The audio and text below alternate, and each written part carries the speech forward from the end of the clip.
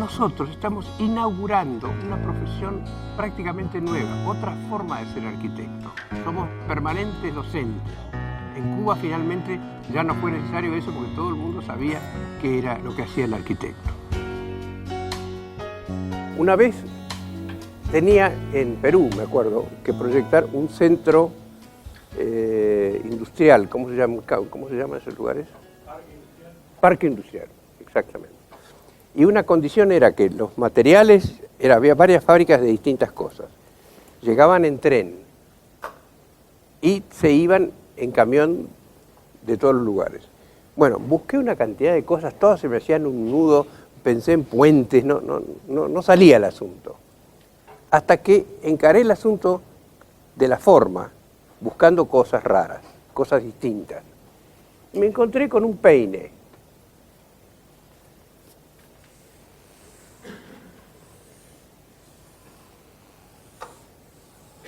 Estos son los dientes del peine.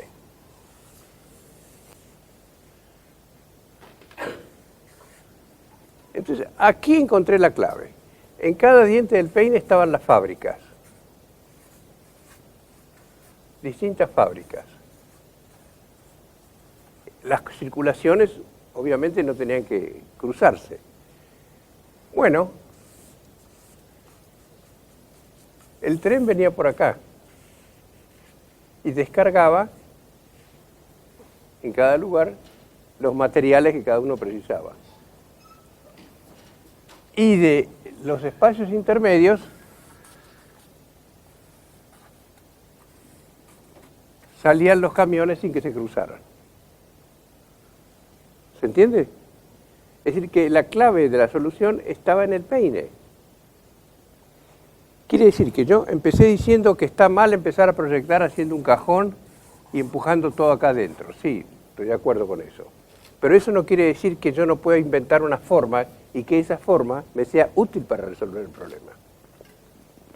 El Yacht Club Argentino es, a mi juicio, uno de los edificios más interesantes de Buenos Aires y la gente no lo conoce porque es un club privado, es un club de yachting. Ahora les explico cómo es esto. Acá está la ciudad,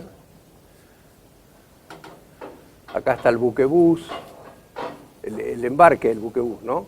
Acá también el embarque del buquebús. Acá hay una especie de península, así. Acá acá muere la Costanera Sur. La Costanera Sur.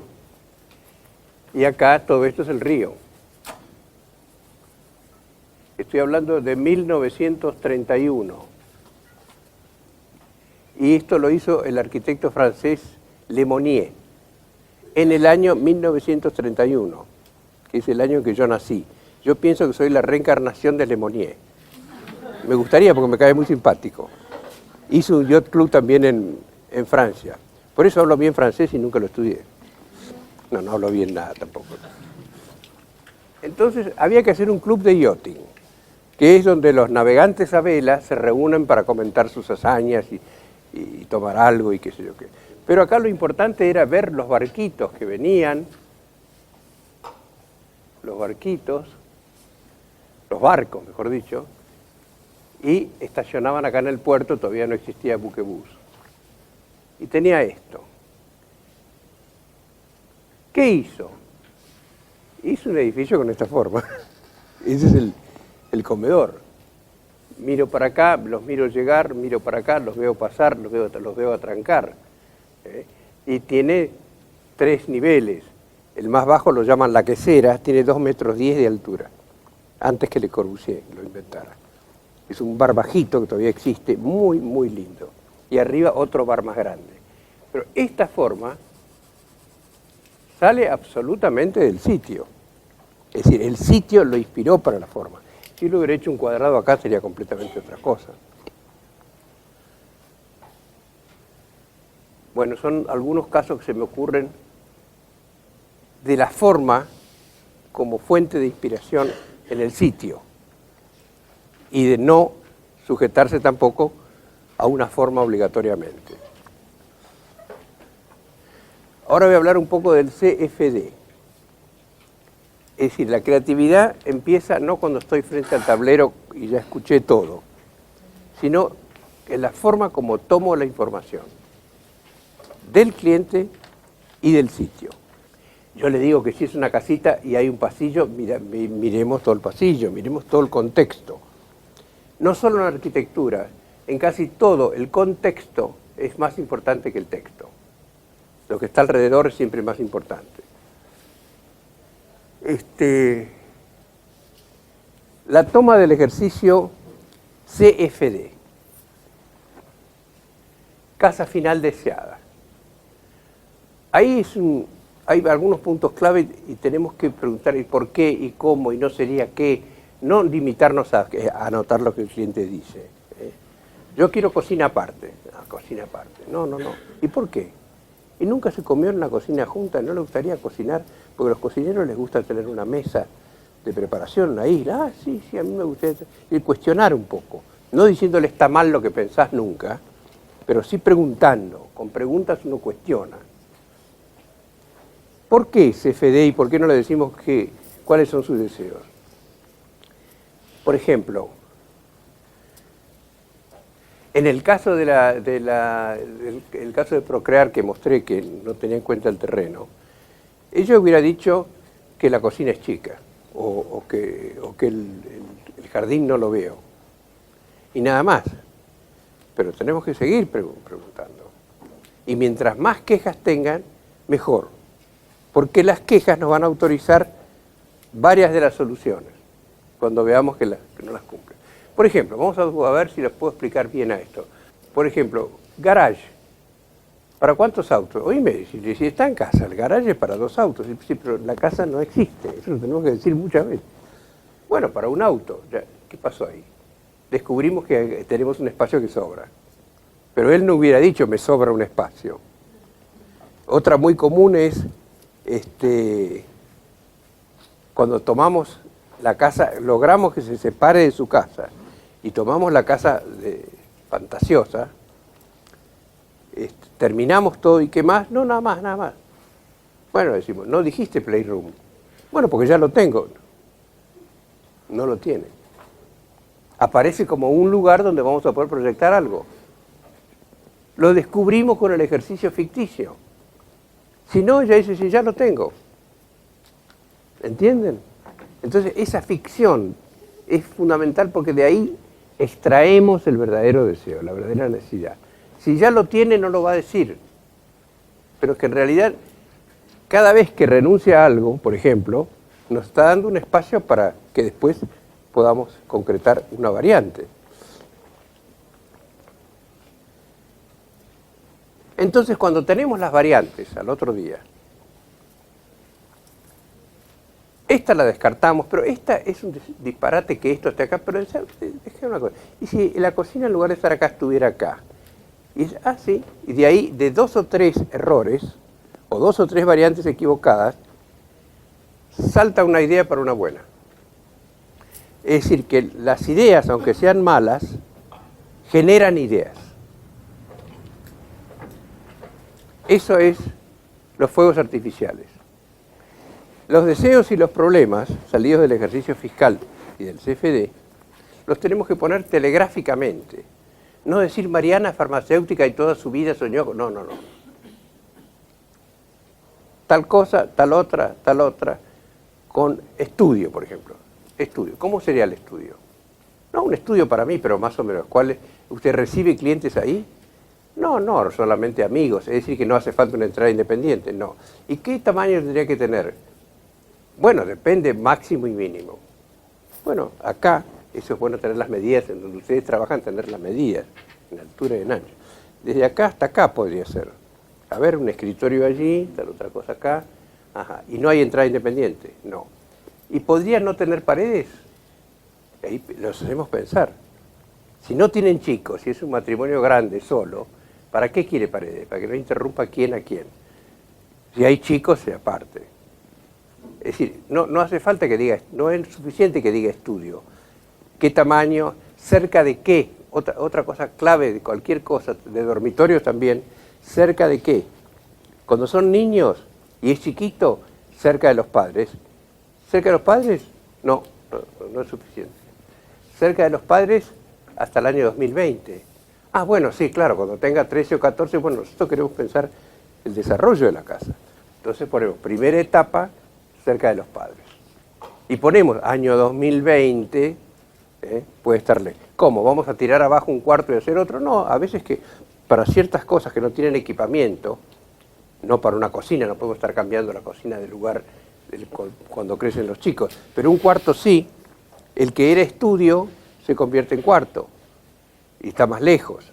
A veces es, por ejemplo, ellos quieren un baño en suite, pero no alcanza la plata para el baño en suite. Bueno, como tienen un chico muy chiquitito o están por tener uno, dejamos un lindo espacio para un baño 2x3, que es un buen baño, y ahí está el niño, y no hay baño en suite. Hay un solo baño que va a ser después el de la casa.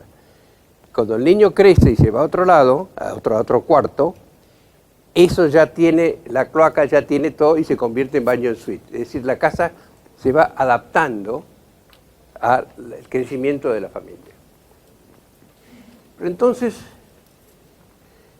el CFD, si yo leo antes de ver la casa, todavía no proyectaron la casa, pero miro en la toma de información de ustedes, en el CFD, agrandar el baño, ya está mal tomado. Porque el baño no existe. ¿Entienden? Hay una tendencia del cliente a quedarse pegado a la casa que tiene. Y de nosotros al escuchar también. Y lo tenemos que hacer soñar, cambiar. Entonces empieza con una buena escucha, con un buen análisis del sitio. Y después tenemos todo, pero hay que combinarlo. Lo sacudimos así, con los fuegos artificiales, y al día siguiente ya tenemos los fuegos artificiales, ya los revisamos, de 2 ideas equivocadas nos surge una buena, elegimos 2 o 3, y ahora sí ponemos el sitio actual, en transparente, sobre eso, y vemos que hay cosas que no coinciden. Y ahí vemos que si corremos un poquito esto, que si en lugar de esto, es decir, en la segunda etapa somos racionales. Queremos resolver el problema. Pero recién en la segunda etapa, no en la primera etapa. Si empezamos en la primera etapa, yo he entrado a ver gente dibujando en otros lugares y tienen la casa actual, quieren agregar otro error en 1 en 50. En 1 en 50 no se puede empezar a pensar. Hay que empezar en 1 en 100 o en 1 en 200 o en 1 en 400. Mientras más chiquita la casa, más ideas se les van a ocurrir. En una libretita. Entonces empiezan a dibujar tratando de resolver el problema. Entonces esta pared la corro un poquito para acá. Esta acá la corro un poquito para acá, lo agrando para acá. Eso está mal pensado. Tenemos que tener más libertad para pensar. Por eso la etapa fuegos artificiales. Bueno, preguntas, a ver, cuestionamiento, algo que nos salga bien, qué sé yo, que no hable yo todo el tiempo. Respecto de las formas nos las planteábamos que ahí en planta. ¿Cómo? Respecto de las formas que ahí las planteamos en planta, se me ocurría la Biblioteca Nacional, por ejemplo, que la diferencia está un poco en el corte, en la vista, ¿no? Que es la de pega del piso, que la alza. Imaginar en 3D las formas para poder volar y crear. Sí, en la primera etapa estamos un poco también con la distribución, que también es en alturas, es cierto, sí. Pero no estamos muy metidos en perfeccionar la forma. De la Biblioteca Nacional prefiero no hablar porque parece que es una blasfemia estar en contra de ese proyecto. Me han pedido que no hable en contra de la Biblioteca Nacional.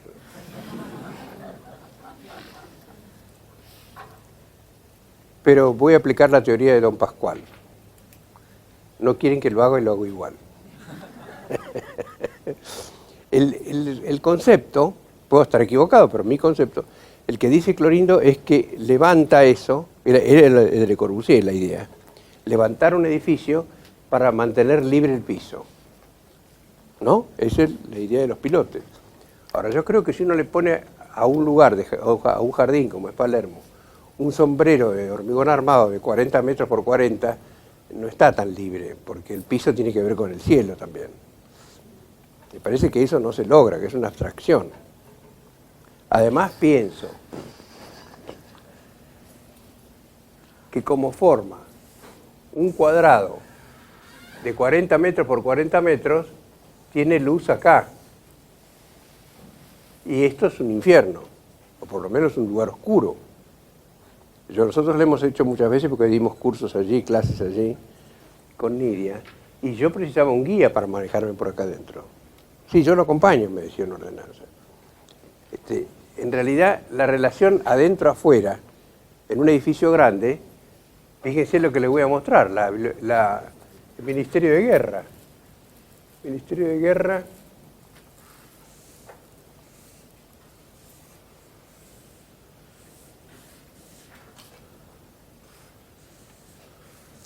Es así. Entonces, todo esto es luz. Todo esto tiene luz. Me parece mejor la relación adentro-afuera, que es no solamente ventilación, sino visión, que miro. No me parece lógico el partido de la Biblioteca Nacional. Pero bueno, es considerado un edificio buenísimo. Bueno, ¿qué más? A ver. Claro, eso que hablabas de que el cliente le cuesta correrse de la casa actual y entonces plantear bien el juego, ¿no? Cuando estamos reunidos, plantear bien que esto es un juego, que te olvides de la casa actual. Porque hay una resistencia al juego. Hay una vinculación entre el estudio, la alta casa de estudios, la profundidad y la seriedad. Y la seriedad es así, ¿no? Conferencias de cosas que no se entienden. Eso existe. Entonces, que en una universidad alguien hable de jugar, de decir disparates, le choca a la gente. Y resulta que en el juego está la clave para poder decodificar la demanda. Lo que estamos haciendo en la escucha es decodificar la verdadera demanda del cliente, lo que realmente necesita. Toda esta información la recabamos en la primera entrevista y después en la segunda, la visita al sitio. En la segunda entrevista es necesaria, porque la primera fue solamente para convencerlo que nos encargue el trabajo, para cuestionar su proyecto, cuando es cuestionable, que es casi siempre. Entre esa escucha y la segunda, ya en el ascensor, si lo atendimos en un piso alto, ya se arrepintió, quiere agregar cosas, nos olvidamos de decir tal otra. Entonces la segunda entrevista es un espacio para que, es la verdadera, la completa. Y él los mira, vuelve a preguntar y anota muchas más cosas, que después son con lo que trabajamos.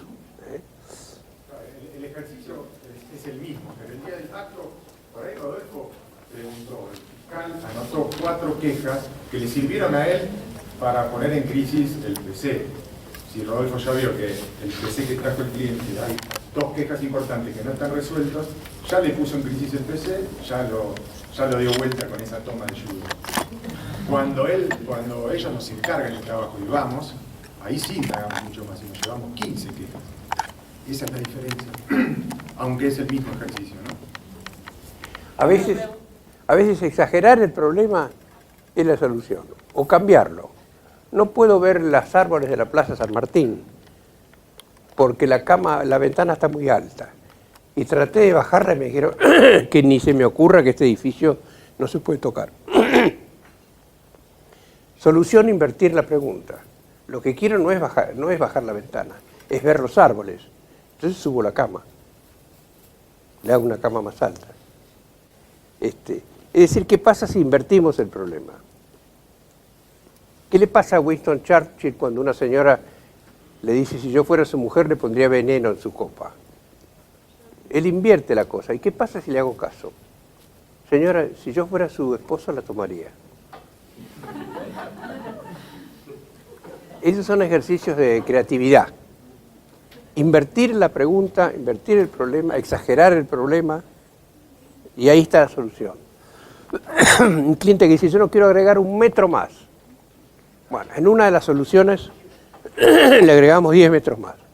Pero es tal la cantidad de problemas que resolvemos, tan grande, que realmente valía la pena.